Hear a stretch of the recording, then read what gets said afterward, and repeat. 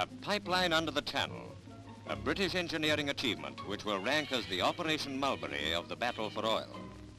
Invention and manufacture of the lifeline which carried petrol for the Allied armies in Europe is a work of genius. Tribute is due to Mr. Geoffrey Lloyd, Minister in charge of the Petroleum Warfare Department. Constructed somewhat like a submarine electric power cable without the cores and insulation, this pipeline makes engineering history. The central tube is wrapped in layers of bitumen, paper, cloth, 4 thicknesses of steel tape, jute, steel wire, and still more jute.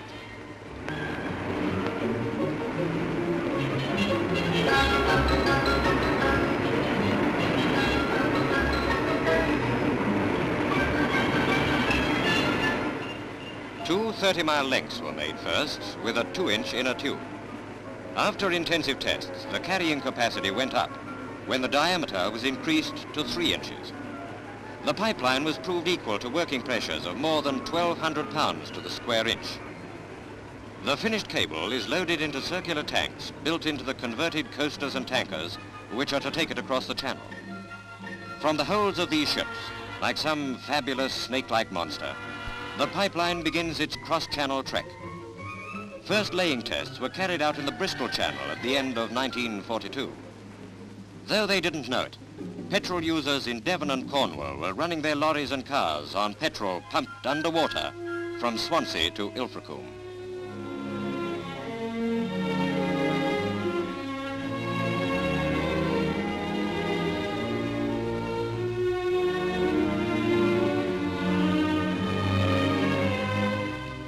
The D-Day pipeline reached the opposite shore safely.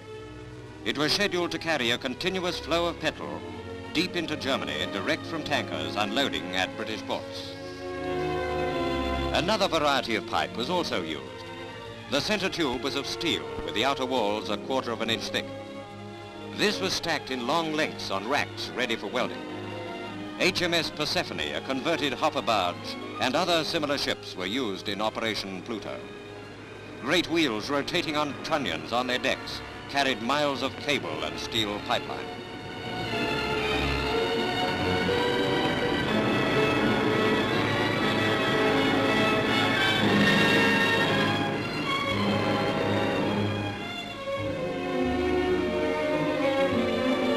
Next development was the construction of large floating drums, each capable of carrying some 70 miles of pipe.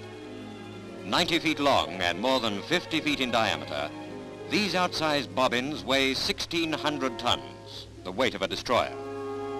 They were christened HMS Conundrums.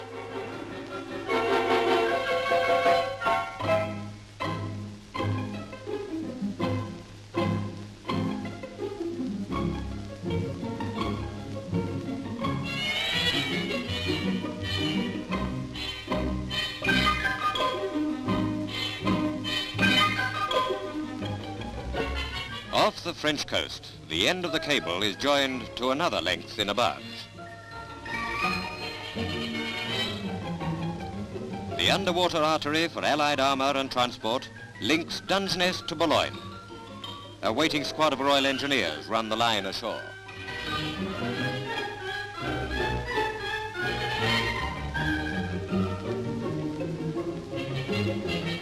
The last lap of a long journey.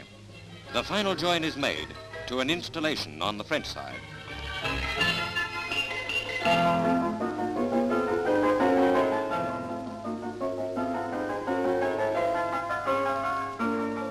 High-pressure pumping stations were cleverly camouflaged in seaside bungalows, a holiday camp, and an old fort. 1 million gallons of petrol a day were being pumped across land and sea from the Mersey to the Rhine. Field Marshal von Rundstedt and other enemy generals now in captivity have admitted that our stupendous lead in oil supplies was a major cause of their defeat. Operation Pluto, shrouded in mystery for 2.5 years, was more than a magnificent British feat of engineering. Its success undoubtedly speeded the end of the war in Europe.